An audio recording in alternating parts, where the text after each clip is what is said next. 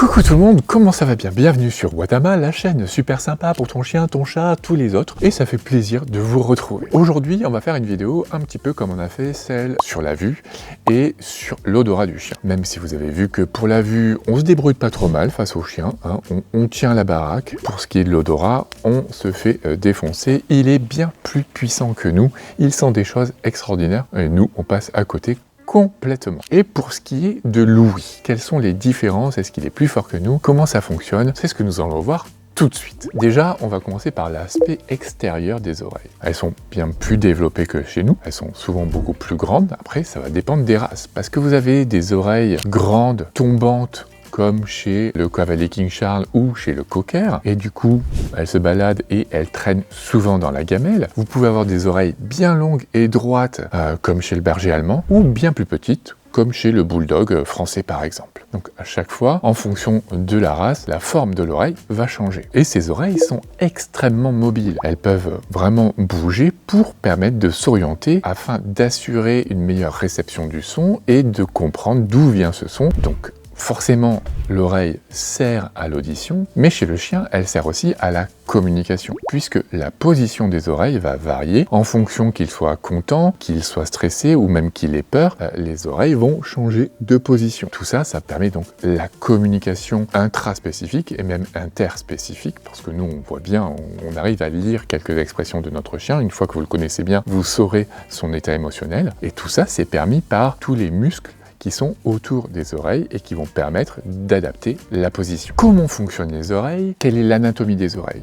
Grosso modo, entre le chien et nous, c'est exactement la même conformation. Il y a une oreille externe qui est composée du pavillon de l'oreille, donc c'est ce que vous voyez, hein, la partie externe de l'oreille complètement, et le conduit auditif. Ensuite, il y a une oreille moyenne qui va être composée du tympan, puis après des osselets, donc c'est des tout petits os qu'on appelle l'étrier, l'enclume et le marteau, qui vont conduire le son depuis le tympan jusqu'à la cochlée. Et dans l'oreille moyenne, il y a aussi la bulle tympanique. Enfin, troisième partie de l'oreille, c'est l'oreille interne qui, elle, est composée de la cochlée et des canaux semi-circulaires qui va permettre ensuite, par le biais du nerf auditif, de conduire, transformer le son en un signal électrique et de le conduire jusqu'au cerveau où il va être analysé. Quelles sont les capacités auditives du chien? Est-ce qu'il entend beaucoup mieux que l'homme? Qu'est-ce qu'il entend comme nous?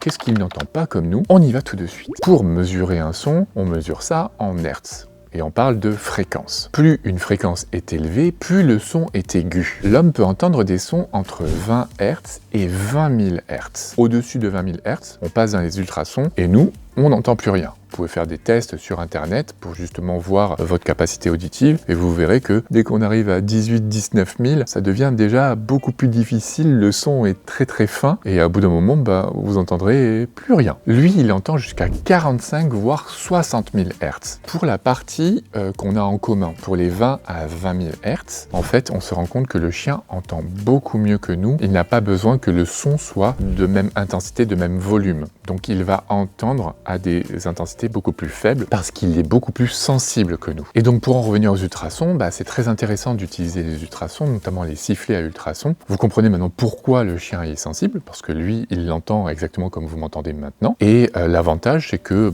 pour nous, quand quelqu'un va siffler dans un sifflet à ultrasons, nous, on n'entend rien. C'est complètement inaudible pour nous, donc ça ne dérange personne. Et le chien, lui, est complètement sensible. Donc pour le rappel, donc ça peut être très pratique. Vous allez me dire maintenant, pourquoi le chien entend aussi bien? Pourquoi le chien entend des si hautes fréquences? Parce que le chien, encore une fois, il doit être adapté à son environnement et notamment à ses proies. Et le chien va aussi manger des souris, va manger des rats, des campagnols. Et toutes ces petites souris font beaucoup de bruit, très aigu, très difficile à entendre, parfois très enfoui. Et donc le chien a besoin de les trouver. Vous les voyez fouiner et en train d'essayer de localiser et d'éco-localiser justement. Et on peut voir aussi ça très bien, notamment chez le renard, quand on voit parfois sous un épais manteau de neige le renard qui est en train de chasser alors qu'on ne voit strictement rien. Vous le voyez qui est déjà en train d'évaluer la distance à laquelle se trouve cette souris et vous le voyez sauter à un moment pour essayer d'assommer la souris et de taper dans le terrier où elle doit se retrouver, voilà, c'est exactement ce qu'il est en train de faire et c'est exactement ce qu'il est en train d'entendre, des ultrasons en fait. Et si vous vous posez la question du chat, eh bien le chat est encore capable d'entendre jusqu'à 10 000 Hz supplémentaires du chien. Donc ce que vous devez retenir par rapport à l'homme, c'est que pour des sons de fréquences équivalentes que nous pouvons tous entendre, le chien les entendra à des volumes bien inférieurs à nous, que pour des sons de fréquences ultrasons, nous on n'entend plus rien et lui il entend bien mieux que nous, et que par contre pour des fréquences basses, on est un peu meilleur que le chien. Comment savoir si ton chien entend bien? Comment évaluer la capacité auditive de ton chien? L'audition évolue avec l'âge, elle évolue avec le temps, avec différentes étapes de la vie du chien. Et comment va se manifester une perte d'audition? Qu'est-ce que vous allez devoir rechercher en fait? Forcément, un chien qui ne réagit plus au bruit. Un chien qui dort et vous êtes à côté en train de taper comme ça, il ne se passe rien, ça ne le réveille pas. Alors bien sûr, il y a des chiens qui dorment vraiment super bien et qui s'en foutent royalement. Et ça, vous connaissez très bien votre chien, vous savez ce à quoi il réagit et ce à quoi il devrait donc réagir normalement. Pour un bruit auquel il réagissait avant, si maintenant il n'y réagit plus, c'est peut-être qu'il y a une perte d'audition qui est en train de se mettre en place. Si le chien n'obéit plus comme avant, si vous ne voyez plus les oreilles bouger aussi fréquemment qu'avant, si il aboie plus souvent, si il dort plus souvent. Pourquoi il dort plus souvent? Parce que il y a beaucoup moins de stimulation qui le réveille, donc il dort beaucoup mieux. Et puis parfois, vous pouvez voir aussi des marques d'attention qui vont changer, des comportements, des habitudes qui vont changer, parce que comme il ne vous entend plus, il peut être beaucoup plus sur le qui-vive et dormir à côté de vous, mais dès que vous vous levez, il se lève avec vous. Parce que comme il ne vous entend plus, c'est un stress pour lui, donc il va augmenter en fait sa présence avec vous, vous suivre partout parce que ça le rassure en fait. Et vous pouvez aussi avoir des chiens qui vont être un peu plus agressifs qu'ils n'étaient avant parce que justement, mettons qu'il dormait et qu'il était calme, si quelqu'un lui tombe dessus ou qu'un enfant lui passe dessus, il va être surpris parce qu'il ne l'a pas entendu venir et il peut manifester un peu plus d'agressivité. Comment évaluer cette capacité auditive? Donc comme je vous le disais, faire des bruits et voir si ça provoque une réaction. Ça, c'est le plus simple. Après, nous, en consultation, c'est beaucoup plus compliqué, on n'a pas forcément de matériel fait pour cela. Par contre, dans certaines cliniques, on peut faire quelque chose qui est très pratique, qui est très facile à faire, mais qui demande un peu de matériel, c'est de réaliser ce qu'on appelle un potentiel auditif évoqué, ou PAE. Et ça consiste à mettre en fait un casque au chien, grosso modo, de faire passer un son et de voir si ce son entraîne une activité cérébrale, un signal électrique. Si on voit qu'il y a un signal électrique, ça veut donc dire que le chien entend. Ça nous permet de tester chacune des deux oreilles indépendamment et donc de voir s'il y a une surdité qui est unilatérale ou bilatérale. Donc s'il est complètement sourd ou s'il n'y a vraiment qu'une seule oreille qui a une perte d'audition. Ce qui est bien, c'est que si le chien est calme, on peut le faire sur un chien qui ne dort pas. Sinon, parfois, il faudra les sédater. Et c'est aussi un test qu'on peut faire dès le plus jeune âge, dès les 5 semaines d'âge. Et ça peut être très bien parce qu'il y a des races qui sont prédisposées à la surdité. Il y a des races qui vont avoir une moins bonne ouïe. Et pourquoi le faire? Parce que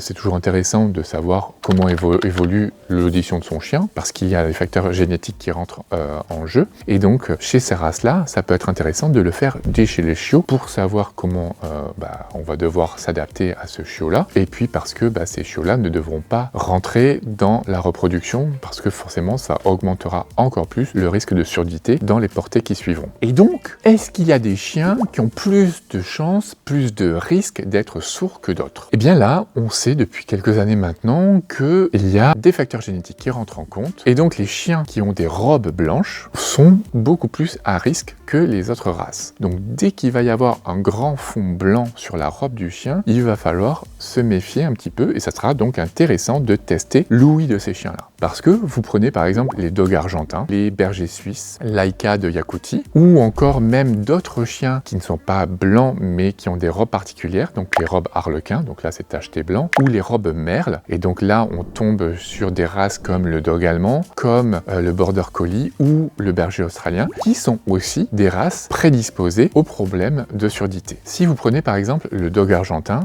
on sait que la prévalence de surdité chez ces chiens-là est de 26%. Donc ça veut dire que 26% de ces chiens sont sourds. Parmi ces 26%, 80% sont sourds unilatéral et 20% sont sourds bilatérale. Quand ils ont une surdité unilatérale, c'est beaucoup plus difficile de vous en rendre compte parce que votre chien a un comportement normal, il entend. Moins bien, certes, mais il entend. Par contre, vous pouvez peut-être vous dire qu'il aura des difficultés justement à écolocaliser parce que forcément il ne reçoit le son que d'un côté, donc être un bon GPS ça sera pas facile pour lui. Et donc comme je vous le disais, dans ces cas-là ça sera super intéressant de tester le chien, de faire un potentiel auditif évoqué, et ça sera super important de retirer ces chiens de la reproduction. Si tu as un dalmatien ou si tu aimerais avoir un dalmatien, il faut absolument que tu saches ça avant. Une des races prédisposées à la surdité, c'est le dalmatien. Là on va regarder un petit peu plus de près le dalmatien parce qu'on a pas mal d'informations dessus, et donc là justement c'est du coup un chien à robe blanche. Donc le gène blanc est lié à la surdité. Donc quand vous choisirez votre chiot, pour diminuer au maximum les risques de surdité, il faudra le prendre avec le plus de tâches possible. Ça va diminuer l'expression ou inhiber en fait l'expression du gène qui est responsable de la surdité. Il y a une autre chose que vous devez regarder et que vous devez favoriser sur le dalmatien pour éviter et diminuer grandement le risque qu'il soit sourd, c'est la présence d'un patch. Un patch, c'est quoi? En fait, c'est une grosse tache noire dénuée de tout poil blanc qui généralement se trouve sur le visage ou sur le cou, qui peut être autour de l'œil ou carrément sur toute une oreille en fait. Et ça, on sait que quand il y a un patch, ça diminue par 3 à 5 le risque que le chien soit sourd. C'est quand même énorme. Donc la présence d'un patch, c'est vraiment une très bonne chose pour sa vie future, son bien-être, son équilibre et ses relations sociales. Autre chose, si jamais il a un œil bleu, là aussi c'est une dépigmentation et donc on sait que la présence d'un œil bleu chez le dalmatien va augmenter le risque de surdité. Et dans ce cas-là, ça augmente le risque par 2. Petit problème, c'est que si vous voulez ensuite faire de la reproduction avec les chiens qui auront un patch, par exemple, ça sera très compliqué parce que la présence d'un patch empêchera la confirmation de votre chien. Pour moi, c'est complètement à contresens parce que ce qu'on devrait rechercher, c'est tout ce qui va favoriser la bonne santé du chien. La bonne santé auditive, ça fait partie de la bonne santé du chien. Donc, on devrait favoriser la reproduction de chiens avec un patch. Et dans ce cas-là, votre chien ne pourra pas être l'off parce qu'il aura ce patch-là. Qu'est-ce qui va faire que ton chien va avoir une diminution de son audition, voire des risques de surdité? Donc comme je vous l'ai dit, forcément les races, donc on a vu que le dalmatien, certains dogs allemands, le dog argentin, le berger blanc suisse étaient plus à risque. Il y a aussi l'âge, forcément, en vieillissant il y a une perte de la capacité auditive. Il peut y avoir aussi d'autres causes génétiques, congénitale. Parfois, il y a des chiens qui entendent très bien et il va y avoir une dégénérescence vers 6 mois ou 1, 2, 3 ans. Je l'ai eu récemment. La chienne n'était pas du tout une race prédisposée, mais avec un fond blanc. Et cette chienne-là avait 3 ans et jusqu'ici, elle entendait très bien. Là, elle n'entendait plus rien. Moi, je l'ai renvoyé faire un confrère pour faire un potentiel auditif évoqué. Et effectivement, cette chienne-là n'avait plus aucune audition. La chienne, justement, quand j'en avais parlé avec la propriétaire, avait modifié son comportement.